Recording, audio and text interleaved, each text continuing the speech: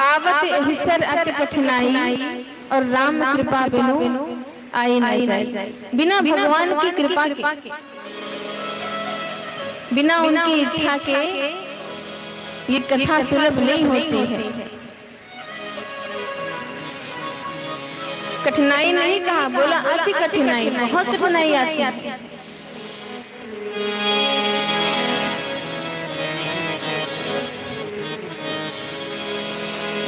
और बिना भगवान की कृपा के सुलभ भी नहीं होता। राम कृपा बिनु आई नहीं जाए।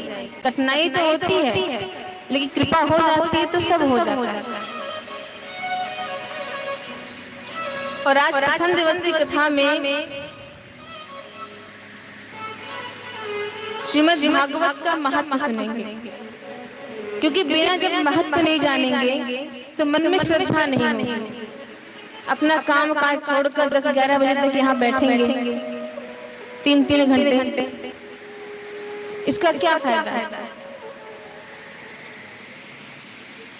भागवत करने से, कराने से, सुनने से क्या फायदा है? जब तक फायदा नहीं जानेंगे हम लोग कोई काम करते नहीं।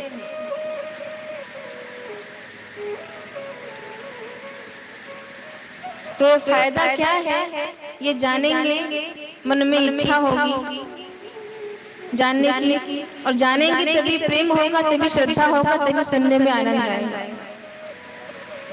इसलिए बड़े ध्यान पूर्वक इसका पहले फायदा जान लीजिए, और फायदा अगर अच्छा लगे तो ही कल से बैठिए।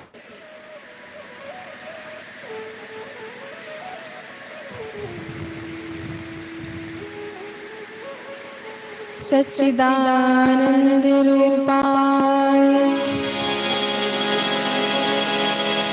विश्वोत्पत्त्यादि हेतवे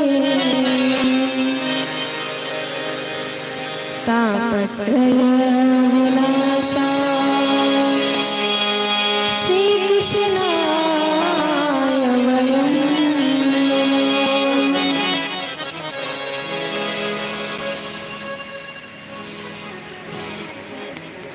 कैसे है हमारे कृष्ण कन्हैया? बोले सच्चिदानंद रूपाय। जिनका रूप कैसा है? सच्चिदानंद है। जिनका स्वरूप कैसा है? सच्चिदानंद अर्थात सत्य, चित्त और आनंद। पहला स्वरूप क्या बताया? सत्य। इस जगत में जो भी आप देख रहे हैं ये सब कुछ नाशवान है। परम सत्य एक परमात्मा श्री कृष्ण ही है।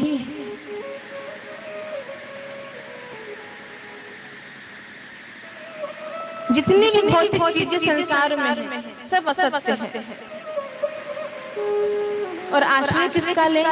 जो आज है कल बदल जाए, उसका आश्रय ले, या उसका ले जो आज भी है, कल भी है और अनादिकाल से था। सत्य वही है जो कभी बदले ना। तो भगवान का स्वरूप बताया पहले कि परमात्मा सत्य स्वरूप है। दूसरा कहा चित्त स्वरूप। चित्त माने ज्ञान, प्रकाश, जो सूर्य को भी प्रकाश देने वाले।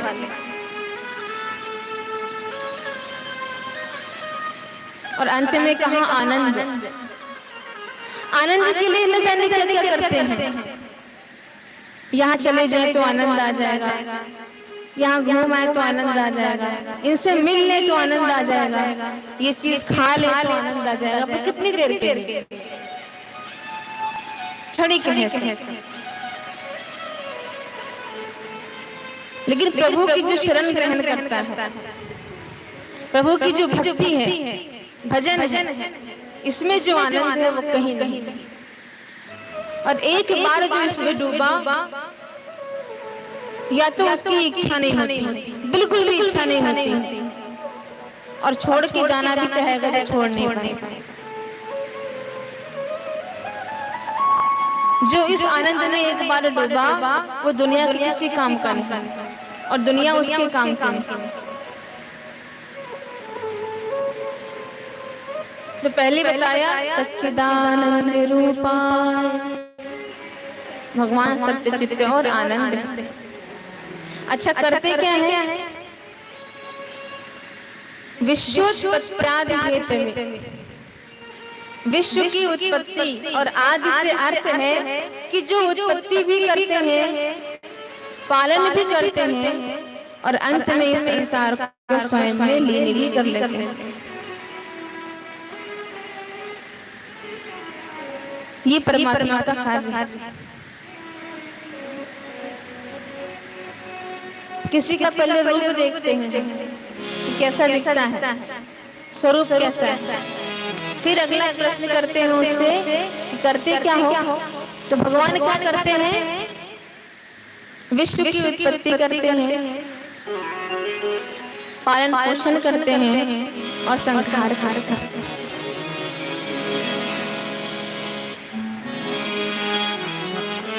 अच्छा, इनकी भक्ति क्यों करें? इनका भजन क्यों करें? भाई अच्छे दिखते हैं, अच्छा काम करते हैं। अब हम इनके शरण में रहें, साधुओं को देखो सब कुछ छोड़ छाड़ के बैठ जाते हैं भजन करने। क्यों बैठ जाते हैं? तो उसका फायदा ये है कि तापत्रय विनाशाय, तीन तरह के कष्ट, तीन तरह के ताप इस संसार में है, उसका विनाश करते हैं।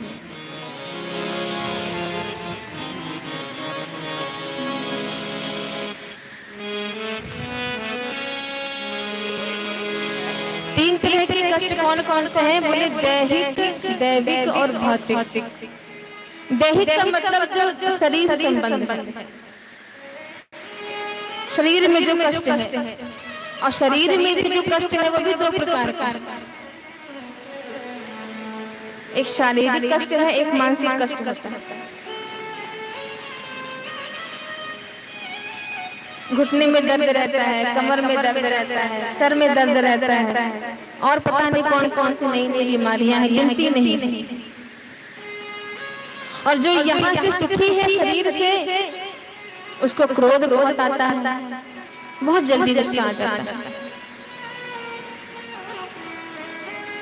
या किसी की खुशी देख करके बर्दाश्त नहीं होती है, मन में ईर्ष्या का भाव, तो वो मन से और अपने मानसिक तनाव में रहता है।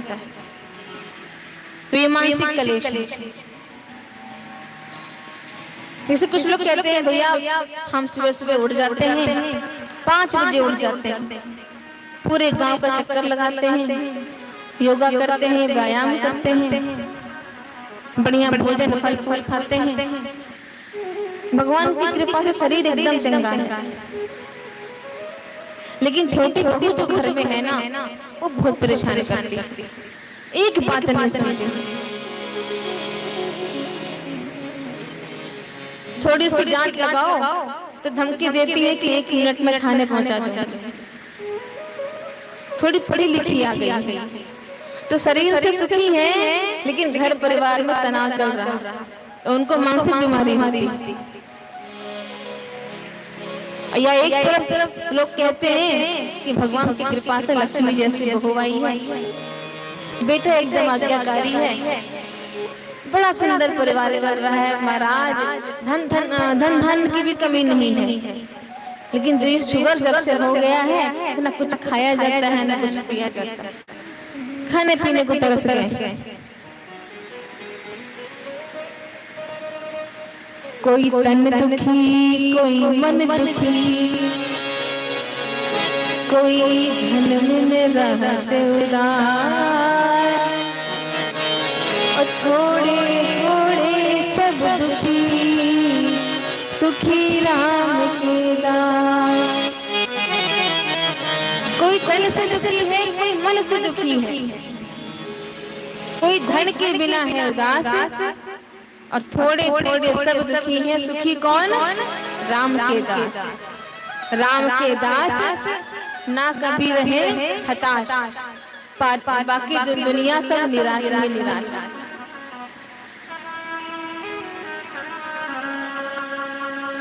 तो ये है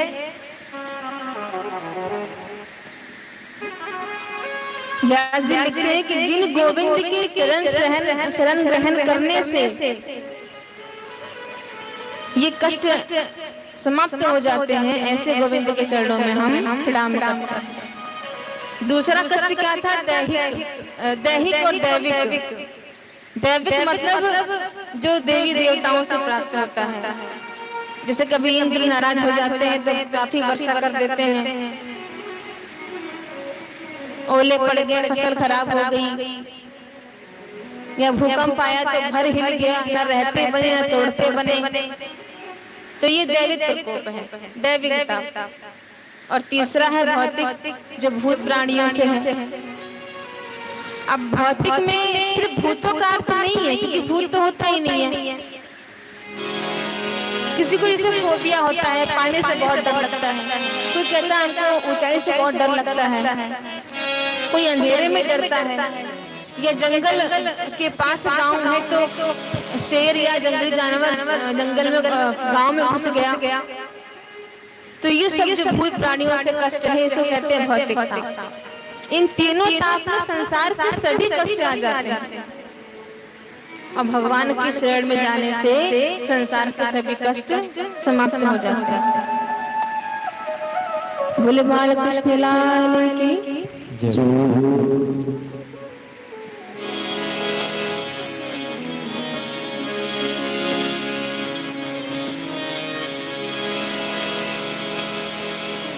व्यास नंदन सुखदेव जी के चरणों में प्रणाम करते हुए सूत जी महाराज ये कथा नैमिषारण्य की भूमि में 88,000 ऋषियों को श्रवण करा रहे हैं।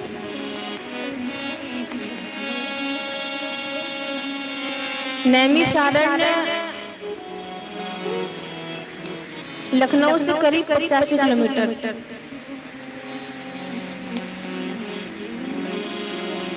वहां पर ये कथा सूत जी ने शौनकादि ऋषियों को सुनाई थी। वहीं पे क्यों सुनाई? तो 88,000 ऋषियों का जो समूह था, उन्होंने विचार किया कि हम सत्संग करेंगे, हरि चर्चा करेंगे, और इसके लिए एकांत भूमि चाहिए जो पवित्र हो। तो सृष्टि को बनाया किसने है? बोले ब्रह्मा जी ने। तो चलकर उन्हीं से पूछेंगे कि हम सत्संग कहाँ करें। कई दिन के लिए? बोले 1000 वर्ष के लिए, क्योंकि ऋषियों की उम्र भी बहुत लंबे लंबे होते थे। तो सभी ऋषि मुनि इकट्ठा होकर के ब्रह्मा जी के पास पहुंचे। बोले हम 1 वर्ष के लिए सत्संग करना चाहते हैं, पर हमको ये समझ में नहीं आ रहा है कि धरती पर सबसे पवित्र भूमि है कौन सी, जहां हम 1 वर्ष के लिए बिना किसी विघ्न के हरि चर्चा सत्संग कर सकें।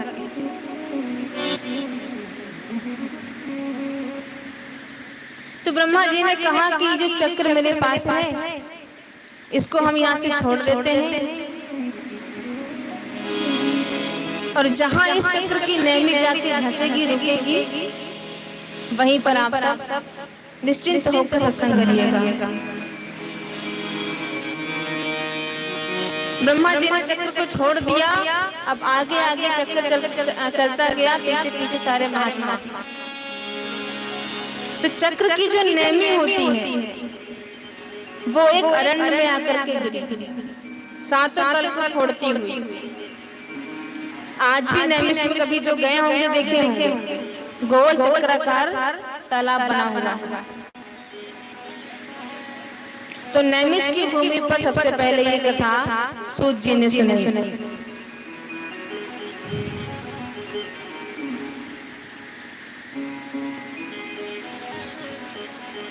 बोलो कृष्ण कन्हैया लाल की, श्रीमद् भागवत महापुराण की।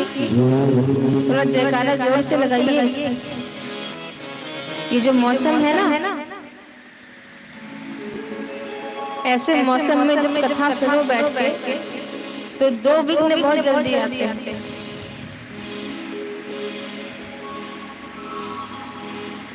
एक तो कभी कथा सुनते सुनते कब समाधि लग जाए, आंख लग जाए पता नहीं, कब निद्रा देवी अपने गोद में ले ले, या दूसरी ओर मनी राम जी हमारा मन घर में रोटी बनाने लगे जाके, या खेत में काम करने लगे, या दुकान का हिसाब करने लगे। तो इतना ध्यान रखिए कि मन हमारा कहीं जाने न पाए और आंखों में नींद आने न पाए। इसीलिए जोर से जयकारा लगाना चाहिए। बोल कृष्ण कन्हैया लाल की। 88,000 ऋषियों का समूह, जिसमें मुख्य श्रोता बनकर बैठे शौनक ऋषि और व्यासपीठ पर बैठे सूत जी महाराज।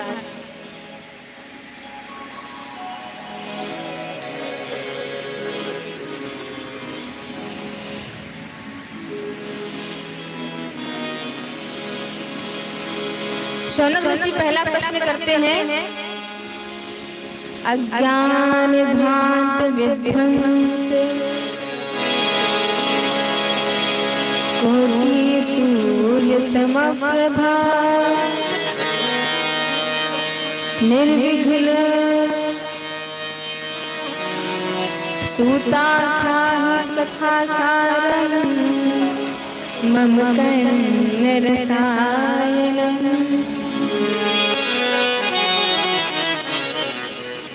भक्ति ज्ञान विरागाप्तो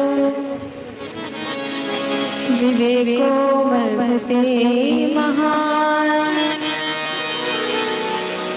माया मोह निराशश्च वैष्णवे क्रियते कथम्।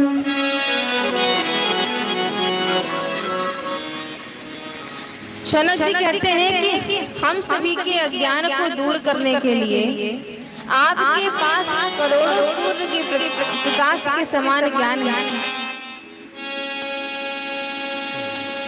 उस ज्ञान के प्रकाश को प्रकट करिए,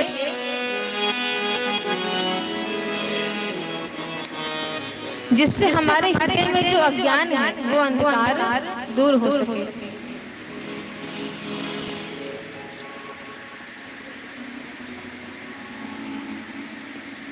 सूत जी कहते हैं कि आपका मेरे प्रति इतनी श्रद्धा है तो ज्यादा कुछ नहीं, जो सभी शास्त्रों का सार है वो तुम्हें सुनाऊंगा। सूत जी कहते हैं कि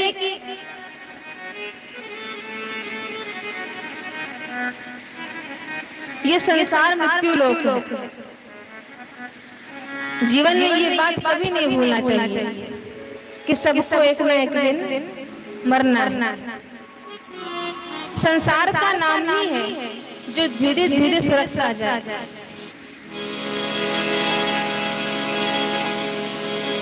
प्रतिक्षण सब कुछ बदल रहा है, पर बदलने की जो गति है इतनी धीमी है कि हम समझ नहीं पाते।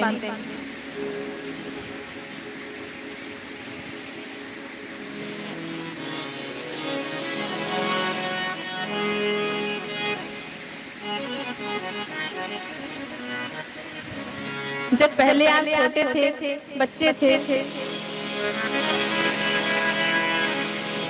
आज जवान हुए, कल बूढ़े हो जाएंगे। समय कैसे बीतता है पता नहीं चलता, और कब धीरे धीरे मौत के मुंह में समा जाएंगे, जीवन को ऐसे ही बर्बाद कर देंगे, पता भी नहीं चलेगा। ये जितने भी आपको घर दिख रहे हैं, पहाड़ दिख रहे हैं, ये शरीर सब कुछ नाशवान है। एक समय ऐसा आएगा सब नष्ट हो जाएगा। विचार करके देखिए, सब धीरे धीरे सरक रहा है। ऐसे समझ में नहीं आता है। किसी को आप रोज देखते रहिए, मिलते रहिए, समझ में नहीं आया क्या बदलाव हुआ, पर उसी को आप 2-3 महीने बाद देखिए, साल 2 साल बाद देखिए, तब समझ में आता है तुम तो बहुत मोटे हो गए, तुम तो बहुत काले हो गए। पर जो रोज देखता है वो जान नहीं पाता। ऐसी जब वो अवस्था बीत जाती है तब हमको एहसास होता है कि हमारे जीवन के इतने वर्ष बीत गए।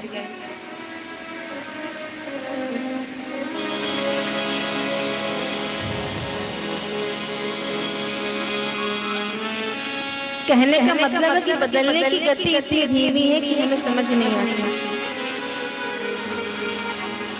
इसीलिए कहते हैं काल व्याल खग्रास त्रास निर्नाश है तवे श्रीमद्भागवतम शास्त्रम कलौकीरेण भाषितम्।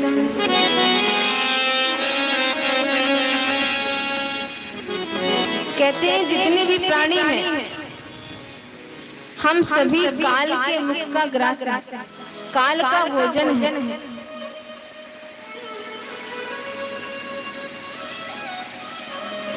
और श्रीमद् भागवत कथा को इसीलिए सुना जाता है कि जी मृत्यु का जो भय हमारे भीतर है वो समाप्त हो जाए। मौत का जो भय होता है बहुत खतरनाक होता है। चटपट मौत आ जाए तो बड़ा अच्छा लगता है, कोई बात नहीं। लेकिन जब डॉक्टर साहब ये कह देते हैं कि ये मरीज 1 महीने का मेहमान है, तब देखिए उसकी स्थिति कैसी हो जाती है। तभी तो घर वाले कभी भी मरीज को मालूम नहीं होने देते हैं, छुपा के रखते हैं कि पता लगे वो 1 महीने भी न जी पाए, क्योंकि मौत का डर बहुत खतरनाक होता है। तो उस मौत के भय को मिटाने के लिए श्रीमद् भागवत कथा का प्रकट हुआ, क्योंकि इसमें राजा परीक्षित के सामने भी वही समस्या। 7वें दिन वो मरने वाले हैं,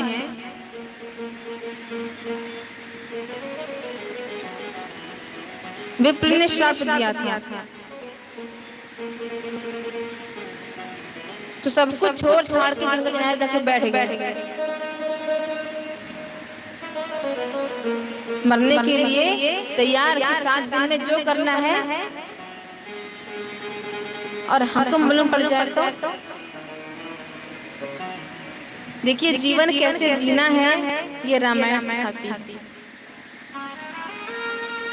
जीवन में क्या करना है ये गीता सिखाती है, क्या नहीं करना है महाभारत सिखाती है, लेकिन कैसे मरना है ये श्रीमद् भागवत सिखाती है।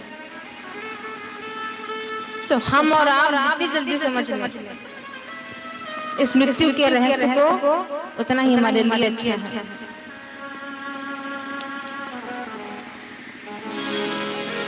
क्योंकि जो भी इस धरती पर आया है उसको एक न एक दिन जाना है। राजा रंग फकीर जो आया है वो सब जाएगा। कहते हैं यहाँ पर कोई न परमानेंट, चाहे लगा लो कोई भी साबुन, कोई भी लगा लो सेंट। काम क्रोध मद लोभ मोह के खुले ही रेस्टोरेंट और खा लो पी लो मौज उड़ा लो फिर करना पेमेंट। ये जीवन हमेशा नहीं रहेगा।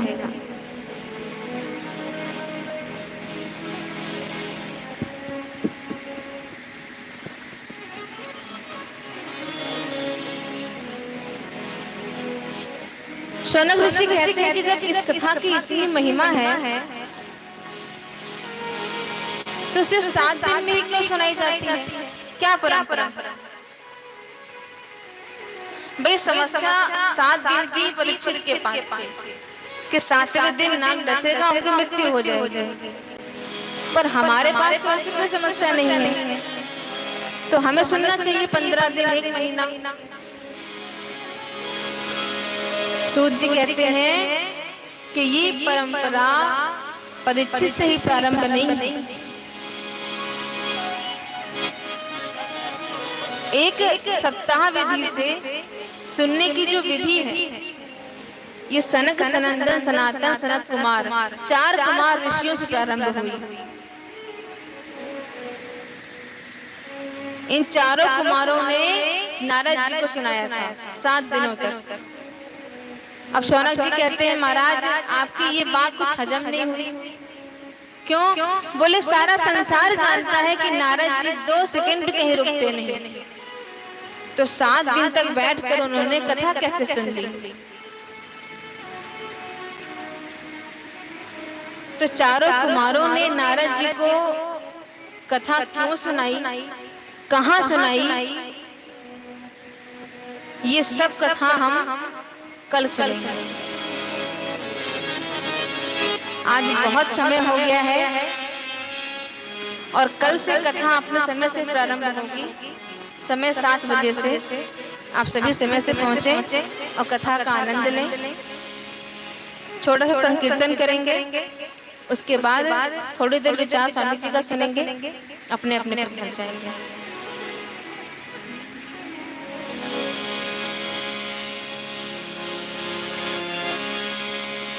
जरा चल के वृंदावन में देखो, जरा चल के वृंदावन में देखो, श्याम मुरली बजाते मिलेंगे। जरा चल के वृंदावन में देखो, श्याम मुरली बजाते मिलेंगे। जरा चल के वृंदावन में देखो, श्याम बंशी बजाते मिलेंगे। जरा चल के वृंदावन में देखो, श्याम बंशी बजाते मिलेंगे। झूला झूल रही होंगी राधा प्यारी, झूला झूल रही होंगी राधा प्यारी, झूला झूल रही होंगी राधा प्यारी, झूला झूल रही होंगी राधा प्यारी। मेरे मोहन झुलाते मिलेंगे, मेरे मोहन झुलाते मिलेंगे। जरा चल के वृंदावन में देखो, जरा चल के वृंदावन में देखो, श्याम बंशी बजाते मिलेंगे। जरा चल के वृंदावन में देखो, श्याम बंशी बजाते मिलेंगे।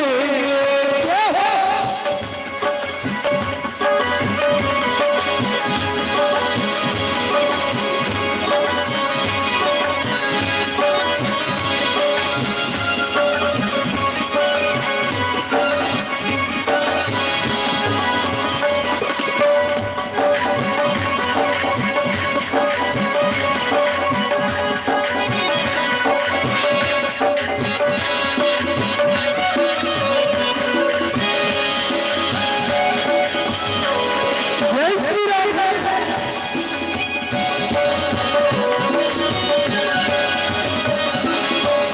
यहाँ बाती की बाती है झांकी, उनकी चितवन अनोखी है बाती। यहाँ बातों की बाती है झांकी, उनकी चितवन अनोखी है झांकी। हो यहाँ बाती की बाती है झांकी, उनकी चितवन अनोखी है बाती। यहाँ बातों की बाती है झांकी, उनकी चितवन अनोखी है झांकी। कभी पहने वो पीला पीतांबर, कभी पहने वो पीला पीतांबर, और कभी माखन चुराते मिलेंगे।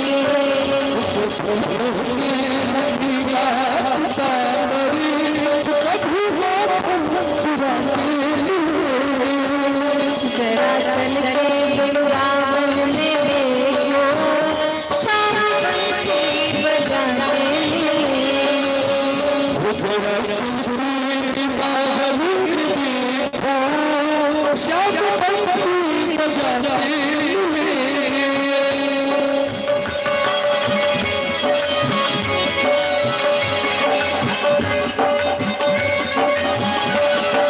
भजन में सभी को विधि का ही सेवा सब लोग पूरे हाथ सब लोग बजाएंगे।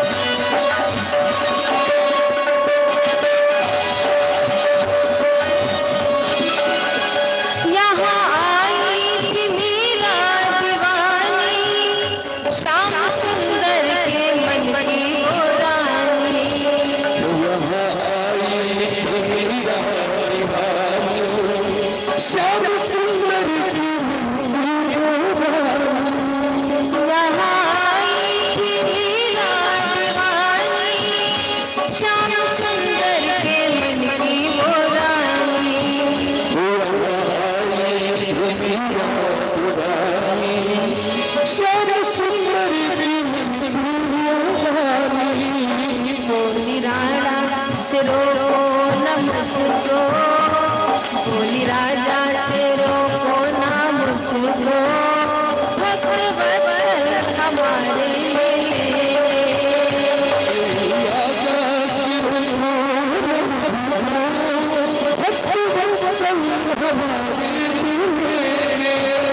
झूला झूल रही होगी राधा प्यारी, झूला झूल झूला झूल रही होगी राधा प्यारी, झूला झूल रही होगी राधा प्यारी, श्याम झूला झूलाते मिलेंगे, श्याम झूला झूलाते मिलेंगे। जरा चल के वृंदावन में देखो, जरा चल के वृंदावन में देखो, श्याम मुरली बजाते मिलेंगे, श्याम मुरली बजाते मिलेंगे। कर कन्हैया बोल के हवाले, दुलैया बोल के हवाले, सात दिनों तक कोई चिंता नहीं करनी, एकदम प्रसन्न चित्त होकर के यहाँ बैठना है कल से। कर कन्हैया बोल के हवाले, दुलैया बोल के हवाले, वो बाइया हमको संभाले, हमको संभाले। इनको अपना बना करके देखो, इनको अपना बना करके देखो, इनको अपना बना करके देखो, इनको अपना बना करके देखो। हमें कभी कहाँ आती है। राम को अपना कहते हैं, बस सिर्फ कहते हैं, सब कुछ तुम हो, सिर्फ कहते हैं, मानते नहीं। तुम्हें सर्वम मम देव देवा, तुम सब कुछ हो हमारे, पर जब गिनते हैं तो इतने घर हैं, इतनी जमीन है, बेटा है, बीवी है, कभी राम को नहीं गिनते हैं, गिनते हैं। एक बार इनको अपना बना के देखो, एक बार पूरी तरह भरोसा करके देखो, इनको अपना बना करके देखो,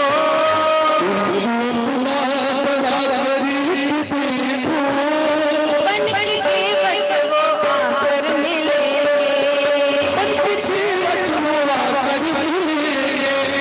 झूला झूल रही होंगी राधा प्यारी, मेरे मोहन झूलाते मिलेंगे,